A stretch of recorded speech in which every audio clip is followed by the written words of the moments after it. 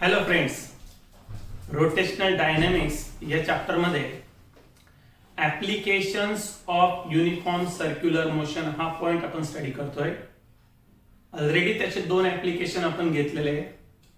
First one होतं ते vehicle moving along a horizontal circular track आणि सेकंड ऍप्लिकेशन वेल और वॉल ऑफ डेथ.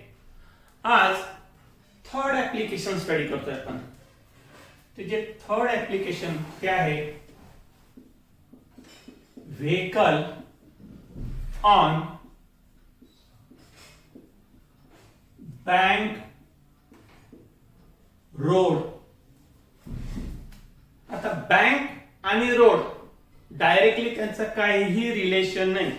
तर बँकिंग ऑफ रोड ही काय एक प्रोसेस आहे. आता what is mean by banking of road, why it is necessary, त्या कन्सेप्ट आज क्लिअर करून घेऊ आपण. हा रोड सरफेस जनरली बँकिंग ही प्रोसेस ही कुठे केली जाते, अलॉंग अ कर्व पाथ. हा जो रोड, त्या रोडचे हे दोन साइड नॉर्मली आपण साइड न म्हणता याला नाव देणार inner age.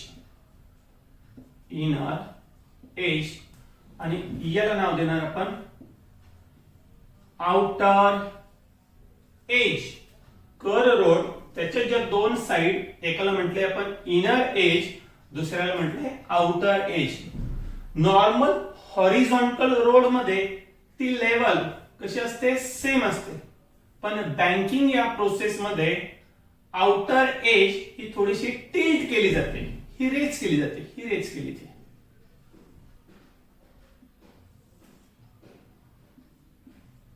Surface is tilt आणि अशा या प्रोसेसला म्हटलं जातं बँकिंग ऑफ रोड. सिंपल त्याची डेफिनेशन आहे, the process of raising the outer age of road over it's inner age along the curve through certain angle is called banking of road. आता अशा बँक रोडवर ही एक व्हेकल दाखवलेली, vehicle त्याचे हे काय असतील ते व्हील्स. सेकंड क्वेश्चन येतोय, why this banking of road is necessary.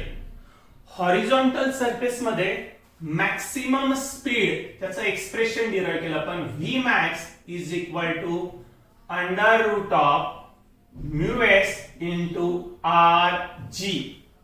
तर त्या रोडवर ज्या ज्या काही व्हेकल पास होतील त्याला जे मॅक्सिमम स्पीड लिमिट ते डिसाइड करणारे तीन फॅक्टर आहे, G, R and mu S. Normally G आणि आर आपण डायरेक्टली चेंज करू शकत नाही. मग काय चेंज करू शकतो, mu S means coefficient of static friction.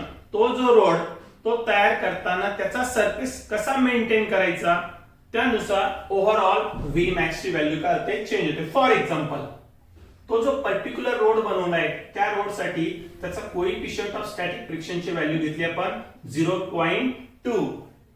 R तो जो कर्व रोड, त्या कर्व रोडची जी रेडियस आहे सपोज घेतोय आपण, ती घेतली आपण 10 मीटर आणि जी ची व्हॅल्यू किती आहे 9.8. हे सॉल्व्ह करून त्याची एक व्हॅल्यू मिळेल आपल्याला. किती व्हॅल्यू मिळेल आपल्याला ती अप्रॉक्सिमेट व्हॅल्यू घेतो मी, अप्रॉक्सिमेटली काहीतरी असेल ती 10 मीटर 20 मीटर पर सेकंड. आता 20 मीटर पर सेकंड या मॅक्सिमम स्पीडने त्या रोडवरनं व्हेकल काय होऊ शकता, पास होऊ शकता. पण आपल्याला जर त्या रोडवरनं पास होणाऱ्या व्हेकलचा स्पीड, त्याचं जे मॅक्सिमम लिमिट जर इन्क्रीज करायचं असेल तर ही व्हॅल्यू आपण काय करू शकतो, इन्क्रीज करू शकतो. 0.2 सपोज आपण तो रोड काय केला, कोएफिशिएंट ऑफ स्टॅटिक फ्रिक्शनची व्हॅल्यू घेतली 0.4. ऍज इट इज ठेवलंय 10 इंटू 9.8. तर त्याची रेंज डबल झाली, ती झाली 40 मीटर पर सेकंड. अजून ती व्हॅल्यू वाढवली 0.5 into 10 into 9.8 is equal to or nearly equal to value झाली 50 मीटर पर सेकंद. म्हणजे मॅक्सिमम स्पीड ते जे रेंज वाढवायची असेल तर आपण कोणाची व्हॅल्यू इन्क्रीज केली, म्यू एस ची व्हॅल्यू इन्क्रीज केली 0.2 0.4 0.5. पण म्यू एस ची व्हॅल्यू वाढवतो म्हणजे काय होतं, that surface become more and more rough. तो रोड कसा होतो, रफ होतो. आता रोड रफ झाला तर त्याचा एक ड्रॉबॅक आहे, wear and tear which is not affordable. म्हणजे आपल्याला तो रोड कसा बनावा लागणार आहे, पॉलिश रोड करण्यासाठी परत म्यूएस ची व्हॅल्यू काय होते, कमी केली आपण 0.1 into 10 into 9.8 is equal to nearly equal to 10 metre per second. यावरून एक कन्क्लुजन असं आपण काढू शकतोय की म्यूएस ची व्हॅल्यू जर इन्क्रीज केली तर मॅक्सिमम स्पीड लिमिट इन्क्रीज होतं, but the road surface become rough. Mu s ची व्हॅल्यू जर आपण डिक्रीज केली तर स्पीड लिमिट कमी होतं. आता अशी काही पॉसिबिलिटी आहे का की स्पीड पण वाढव आणि वियर अँड टियर पण आपल्याला काय करायचं ते कमी करायचं. So banking of road is the best solution. हे त्यासाठी काय असणार आहे, बेस्ट सोल्युशन. आता ही जी प्रोसेस सांगितली आणि या प्रोसेस मध्ये तो जो सरफेस आहे रोडचा तो काय केला, तो टिल्ट केला जातो. आणि हा टिल्ट केल्यानंतर परत एकदा आपण एक एक्सप्रेशन फाइंड आउट करू, that is the expression for safe speed of vehicle. ते आता फाइंड आउट करू आपण. Expression for safe speed as usual त्या सरफेसवर ही व्हेकल हा असेल त्याचा centre of mass o point, आणि या पॉइंटला त्यावर वेगवेगळे फोर्सेस काय होतील, ऍक्ट होतील. त्यातला फर्स्ट नंबरचा फोर्स असेल it's weight mg acting vertically in a downward direction. Second one is the normal reaction, but this normal reaction n is perpendicular to the surface of road. हे दोन forces act होतील. पहिला सांगितलं मी weight mg acting vertically downward, and second one is nothing but normal reaction which is perpendicular to the surface of road. या केस मध्ये या वेटला balance करायचंय. For that this n can be resolve into two component. त्या n चा आपण काय करणार, resolve component.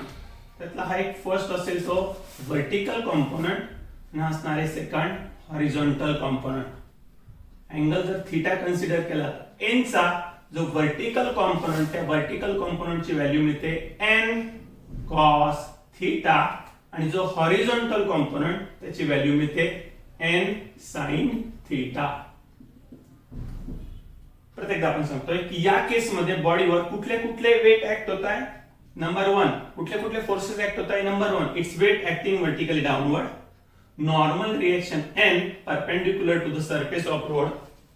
This n can be resolved into two mutually perpendicular components, out of which the first one vertical component is n cos theta and second one the horizontal component is n sin theta. आता equilibrium condition ते apply करू आणि काही equations form करू. या vertical cases साठी n cos theta is equal to mg, त्याला represent करू इक्वेशन नंबर 1. आता हा जो सेकंड कॉम्पोनंट आहे n sin theta, मी सांगितलं तुम्हाला की हा कर्व रोड आहे आणि त्या कर्व रोड मध्ये या साइडला इथे काय असणार, तो centre. So n sin theta, this component is directed toward the center, so it acts as centripetal force. n sin theta is equal to centripetal force which is equal to mv square upon r. इधर represent करू equation number 2. Simple calculation. Equation 2 divided by equation 1. Equation 2 divided by equation 1. Left side.